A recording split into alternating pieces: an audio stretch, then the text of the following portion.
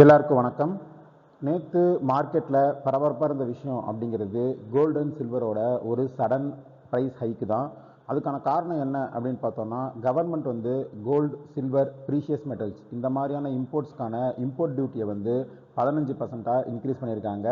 Already இதுக்கான import duty அப்படிங்கிறது 6% இருந்தது. பேசிக் கஸ்டம் டியூட்டி 5%ஆகவும், agriculture, infrastructure and development cess வந்து 1%ஆகவும் இருந்துச்சு.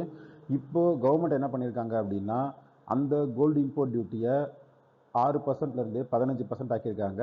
பேசிக் கஸ்டம்ஸ் டியூட்டி 5%லேருந்து 10% ஆகவும், அந்த agriculture, infrastructure and development cess வந்து 1%லேருந்து 5% ஆகவும் ரைஸ் பண்ணியிருக்காங்க. இதுக்கான காரணமாக கவர்மெண்ட் என்ன சொல்லியிருக்காங்க அப்படின்னா, நாங்கள் கன்சியூமரை வந்து பாதிக்கணும் அப்படிங்கிறத தாண்டி நான் எசென்ஷியல் இம்போர்ட்ஸை வந்து குறைக்கணும் அப்படிங்கிறதுக்காக தான் இதை வந்து பண்ணியிருக்கோம். இதை பண்ணுறதன் மூலமாக ஓவராலாக கோல்டு டிமாண்ட் அப்படிங்கிறது 10% வரைக்கும் குறையும் அப்படிங்கிற மாதிரியும் அப்டேட் பண்ணியிருக்காங்க. கவர்மெண்ட் இதை பண்ணதுக்கான முக்கியமான காரணம் என்ன அப்படின்னு பார்த்தோம்னா, ஃபினான்ஷியல் இயர் 25-26 கோல்டு இம்போர்ட்ஸ் அப்படிங்கிறது கிட்டத்தட்ட 25% கிட்ட இன்க்ரீஸ் ஆகிருக்கு. $71.98 பில்லியன் அளவிலான கோல்டை வந்து அந்த ஒரு வருஷத்தில் இந்தியா வந்து இம்போர்ட் பண்ணியிருக்காங்க. ஆல்ரெடி ரூபா வந்து 96 ரூபா கிட்ட டாலருக்கு அகேன்ஸ்டாக போனதுனால திரும்ப ப்ரெஷர் வந்து மவுண்ட் ஆகிட்டே இருக்குது. இந்தியாவோட ஃபாரெக்ஸ் ரிசர்வ் வந்து குறைஞ்சிட்டே இருக்குது. அப்படிங்கிறதுனால தான் கோல்டு மேலே இம்போர்ட் அப்படிங்கிறத கவர்மெண்ட் வந்து இன்க்ரீஸ் பண்ணியிருக்காங்க. இந்த சடன் இன்க்ரீஸ்னால இந்தியாவில் மட்டும் டொமஸ்டிக்காக கோல்டு ப்ரைஸஸ் வந்து பயங்கரமாக வந்து ஏறி இருக்கு.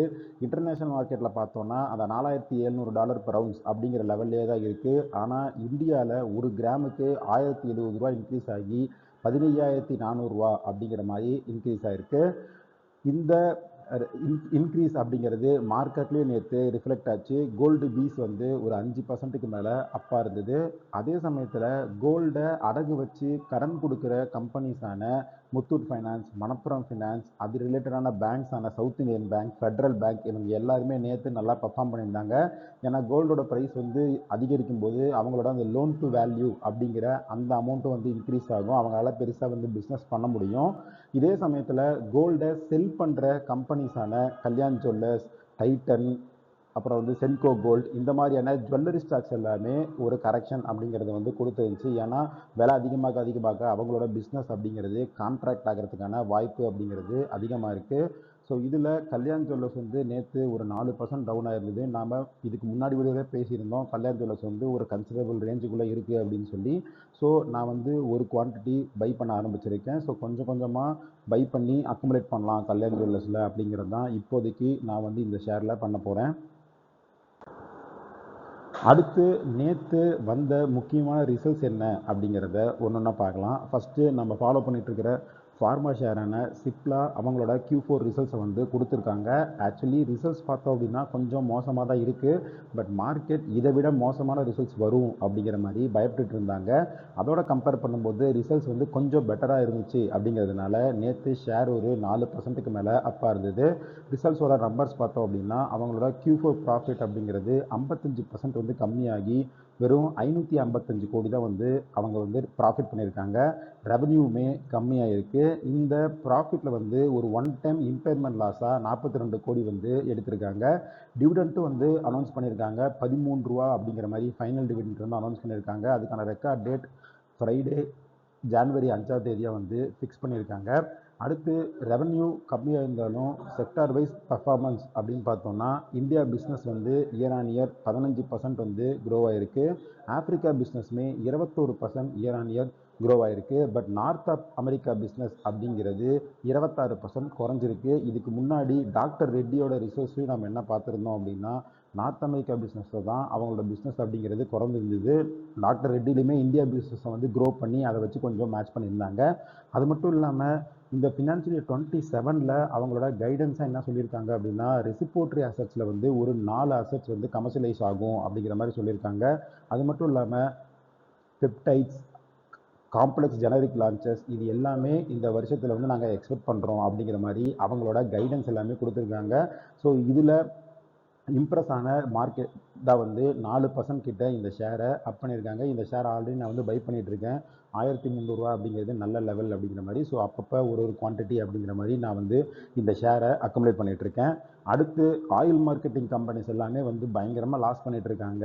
ஒரு மாதத்துக்கு 1,00,000 கோடி கிட்ட பண்ணிட்டு இருக்காங்க. அதனால் பெட்ரோல் ப்ரைஸை வந்து இன்க்ரீஸ் பண்ணணும் அப்படிங்கிற மாதிரி கவர்மெண்ட் வந்து பேசிகிட்டு இருக்கு. அந்த சமயத்தில் ஆயில் மார்க்கெட்டிங் கம்பெனியான ஹெச்பிசிஎல் வந்து அவங்களோட Q4 ரிசல்ட்ஸ் வந்து கொடுத்துருக்காங்க. ப்ராஃபிட் வந்து இயர் ஆன் இயர் 77% வந்து ஜம்ப் ஆகிருக்கு.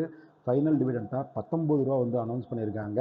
ஸோ இதுக்கான காரணம் என்ன, எப்படி இது வந்து கான்ட்ராடிக்டரியாக இருக்குது அப்படிங்கிறத போய் பார்த்தோம் அப்படின்னா, இந்த ரிசல்ட் அப்படிங்கிறது ஜான்வரிலேருந்து மார்ச் 2026 குவார்ட்டர் அந்த பீரியடில் நடந்தது. இந்த ப்ரைஸ் வந்து க்ரூட் ஆயில் ப்ரைஸ் வந்து இன்க்ரீஸ் ஆகி கம்பெனி வந்து லாஸில் போனது அப்படிங்கிறது ஏப்ரலில் தான் வந்து நடந்திருக்கு. ஸோ இந்த ரிசல்ட் அப்படிங்கிறது பாஸ்ட் ஹிஸ்ட்ரி. அடுத்த Q1 ரிசல்ட்ஸில் தான் வந்து இந்த 1,00,000 கோடி லாஸ் அப்படிங்கிற சொல்கிறதோட அந்த எஃபெக்ட் அப்படிங்கிறது இருக்கும் அப்படிங்கிற மாதிரி அனலிஸ்ட் எல்லாருமே சொல்லியிருக்காங்க.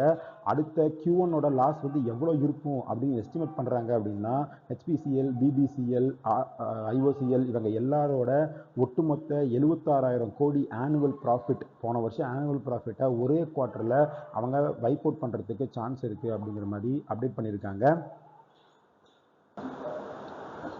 இந்த ரிசல்ட்டில் பார்த்தோம் அப்படின்னாலுமே ப்ராஃபிட் 77% இன்க்ரீஸ் ஆனதுக்கான முக்கியமான காரணம் கவர்மெண்ட் வந்து ஒரு எல்பிஜி காம்பன்சேஷனை இந்த மாதிரியான ஆயில் மார்க்கெட்டிங் கம்பெனிஸ்க்கு அனௌன்ஸ் பண்ணியிருந்தாங்க. அதோட ஓவரால் வேல்யூ வந்து 8,000 கோடி கிட்டே இருந்தது. இதில் ஹெச்பிசிஎலுக்கு மட்டுமே ஒரு 3,300 கோடி வந்து கிடச்சிருக்கு. ஸோ இதெல்லாம் சேர்ந்து தான் இந்த குவார்ட்டரில் ப்ராஃபிட் வந்து 77% அப் ஆயிருக்கு.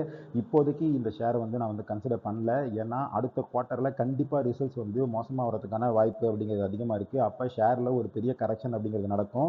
நான் இந்த ஷேரை டிவிடெண்டுக்காக மட்டும்தான் கன்சிடர் பண்ணுறேன், பெருசாக வந்து இதில் க்ரோத் இருக்காது அப்படிங்கிறதுனால நல்ல ஒரு லோ ப்ரைஸில் அதை வாங்கும்போது தான் நமக்கு நல்ல டிவிடெண்ட் ஈல்ட் அப்படிங்கிறது கிடைக்கும். இன்னொரு முக்கியமாக நம்ம நோட் பண்ண வேண்டிய விஷயம், ஆயில் மார்க்கெட்டிங் கம்பெனிஸ் எல்லாமே குவார்டர் ஆன் குவார்ட்டர் கண்டிப்பாக டிவிடெண்ட் கொடுப்பாங்க அப்படிங்கிறதும் கிடையாது. எப்போல்லாம் வந்து அவங்க பிஸ்னஸ் ப்ராஃபிட்டாக இருக்கோ அப்போ மட்டும்தான் அவங்க டிவிடெண்ட் தருவாங்க. ஸோ Q1ல் டிவிடெண்ட்டை தராமல் கூட அவங்க போகலாம். ஸோ இதெல்லாம் பார்த்துட்டு தான் அவங்களோட நல்ல ப்ரைஸ் ரேஞ்சில் வந்து இந்த ஷேரை நாம் வந்து கன்சிடர் பண்ண முடியும். அடுத்து நேற்று பாரதி ஏர்டெல் அவங்களோட Q4 ரிசல்ட்ஸை வந்து கொடுத்துருக்காங்க. ப்ராஃபிட் பார்த்தோம் அப்படின்னா இயர் ஆன் இயர் 34% கம்மியாகி 7,325 கோடி வந்து ப்ராஃபிட் பண்ணியிருக்காங்க. 24 ரூபா வந்து டிவிடெண்ட்டாகவும் அனௌன்ஸ் பண்ணியிருக்காங்க. ரெவன்யூ பார்த்தோம் அப்படின்னா இயர் ஆன் இயர் 15.7% வந்து அப் ஆகிருக்கு. ஸோ ரெவன்யூ வந்து 15% அப் ஆகி ப்ராஃபிட் 34% டவுன் ஆகிறதுக்கு காரணம் என்ன அப்படின்னா, போன வருஷம் ஒன் டைம் பெனிஃபிட்னால ப்ராஃபிட் வந்து ரொம்ப ஹையாக இருந்தது.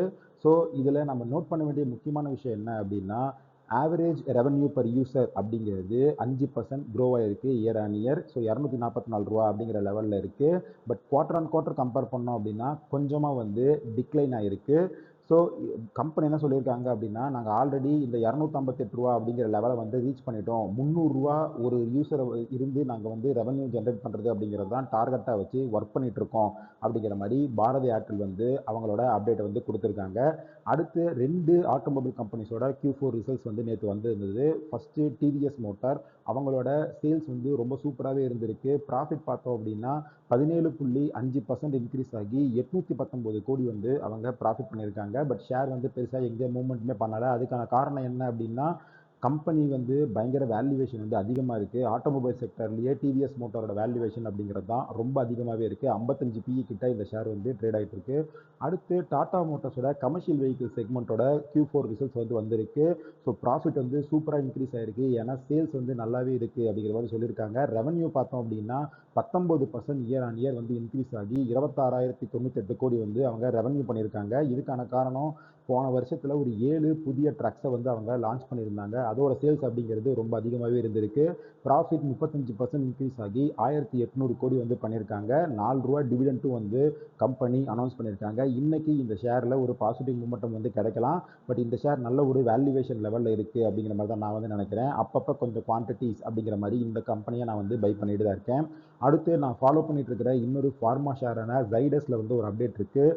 அமெரிக்காவில் இருக்கிற அசர்டியோ அப்படிங்கிற ஒரு ஃபார்மை வந்து 1590 கோடி ரூபா கொடுத்து நாங்கள் வந்து வாங்க போகிறோம் அப்படிங்கிற மாதிரி அப்டேட் பண்ணியிருக்காங்க. இந்த அசர்டியோ அப்படிங்கிற கம்பெனி வந்து ஆங்காலஜி, அதாவது புற்றுநோய் சார்ந்து நிறையா வந்து பண்ணிட்டு இருக்கிற அவங்களுக்கு மெடிசின்ஸ் வந்து பண்ணிட்டு இருக்கிற ஒரு கம்பெனி. ஸோ அதை வாங்குறதன் மூலமாக அந்த செக்மெண்ட்டில் அமெரிக்காவில் எங்களால் வந்து நிறையா வந்து பிஸ்னஸை வந்து எக்ஸ்பேண்ட் பண்ண முடியும் அப்படிங்கிற மாதிரி அவங்க வந்து அப்டேட் பண்ணிட்டு இருக்காங்க. இந்த சைடஸை பொறுத்த வரைக்கும் நல்ல ஒரு வேல்யூ ரேஞ்சில் இருக்குது. 900 ரூபாய் 940 ரூபா அப்படிங்கிற ரேஞ்சுக்குள்ளே வந்து அங்கேயும் இங்கேயும் ஊசல் ஆகிட்டு இருக்கு. ஸோ லாங் டேர்முக்கு இதுவுமே ஒரு வேல்யூ பையாக இருக்கும் அப்படிங்கிற மாதிரி தான் நான் வந்து அக்குமுலேட் பண்ணிட்டு இருக்கேன். ஸோ இதெல்லாம் தான் நேற்று மார்க்கெட்டில் நடந்த முக்கியமான பொருளாதாரம் மற்றும் முதலீடு சார்ந்த செய்திகள். இன்னைக்கு மார்க்கெட்டில் ஒரு பாசிட்டிவ் மொமெண்டம் இருக்கலாம் அப்படிங்கிற மாதிரி நான் வந்து நினைக்கிறேன். ஸோ மார்க்கெட்டில் இன்னைக்கு என்ன மாதிரியான நியூஸ் இருக்குது, என்ன மாதிரி மார்க்கெட் வந்து மூவ் ஆகுது அப்படிங்கிறத நாம் ஈவினிங் வீடியோவில் டிஸ்கஸ் பண்ணலாம். இந்த வீடியோவில் நம்ம டிஸ்கஸ் பண்ண எல்லா விஷயங்களுமே ஒரு இன்ஃபர்மேட்டிவ் பர்பஸ்க்கு தான். நீங்கள் இன்வெஸ்ட் பண்ணுறதுக்கு முன்னாடி பர்சனலாக ரிசர்ச் பண்ணுங்கள். ஒரு செபி சர்வேட்டை செக் பண்ணிவிட்டு அதுக்கப்புறம் இன்வெஸ்ட் பண்ணுங்கள். இந்த வீடியோவில் நம்ம டிஸ்கஸ் பண்ண எல்லா விஷயங்களும் பிடிச்சிருந்துச்சி அப்படின்னா இந்த வீடியோவை லைக் பண்ணுங்கள், ஷேர் பண்ணுங்கள். இதே மாதிரி இன்னொரு வீடியோவோட உங்களை மீட் பண்ணுறேன். அது வரைக்கும் நன்றி, வணக்கம்.